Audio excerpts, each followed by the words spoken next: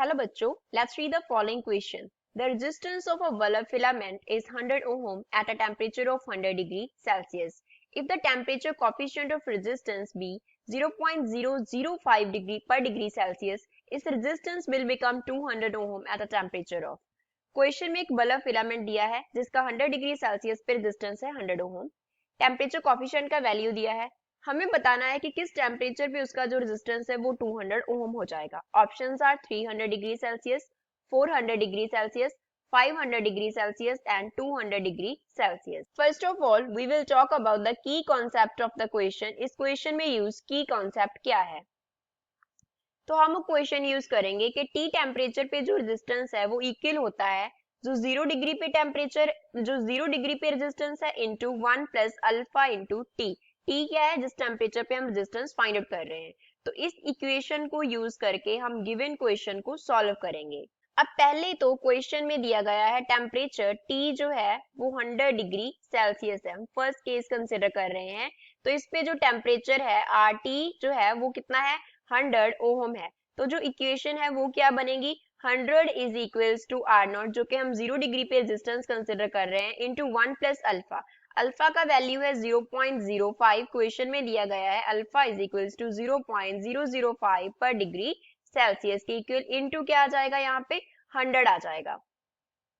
तो इसको फर्दर बनाएंगे तो ये बनेगा 100 is equals to R naught into 1 plus 0.5 बन गया। तो ये क्या बन गया? 100 is equals to 1.5 into R naught के इक्वल। मान लो ये क्वेश्चन नंबर 1 है। अब सेकंड केस कंसिडर करते हैं। सेकंड केस में हमारे पास क्या है? टेम्परेचर का वैल्यू हमें फाइंड आउट करना है एंड आर टी जो है, इसको आर डैश लिख लेते हैं, इसको भी टी डैश लिख लेते हैं, वो कितना है? 200 ओम है। तो जो इक्वेशन बनेगा वो कितना बनेगा? 200 is equals to R naught as it is आ जाएगा 1 प्लस 0.005 मल्टीप्लाई बाय क्या हो जाएगा? टी डैश हो जाएगा। तो अब आप क्वेश्चन से फर्स्ट क्वेश्चन से आर नॉट का वैल्यू सब्स्टिट्यूट कर देते हैं। तो अगर सब्स्टिट्यूट करेंगे तो क्या बनेगा? 200 एज इट इज आ जाएगा is equals to 100 divide by 1.5 into 1 plus 0.005 T dash आ गया।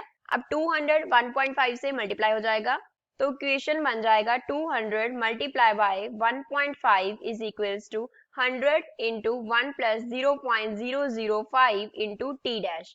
तो अब 100 इनसाइड मल्टीप्लाई हो जाएगा। 200 मल्टीप्लाई बाय 1.5 होता है 300 इज इक्वल्स टू, यहाँ से आ जाएगा 100 प्लस 100 को 0.005 से मल्टीप्लाई करेंगे तो 0.5 टी डैश बन गया। ये कितना बन गया? 300 minus 100 is equals to 0.5 T dash. तो ये बन गया 200 is equals to 0.5 t dash, which means t dash का वैल्यू कितना होगा? 200 divide by 0.5 which is equals to 400 degree Celsius. 400 degree Celsius. तो यही इस क्वेश्चन का फाइनल आंसर होगा। The final answer is 400 degree Celsius. So second क्या है इस क्वेश्चन का? करेक्ट आंसर है। I hope you understood it well. Thanks.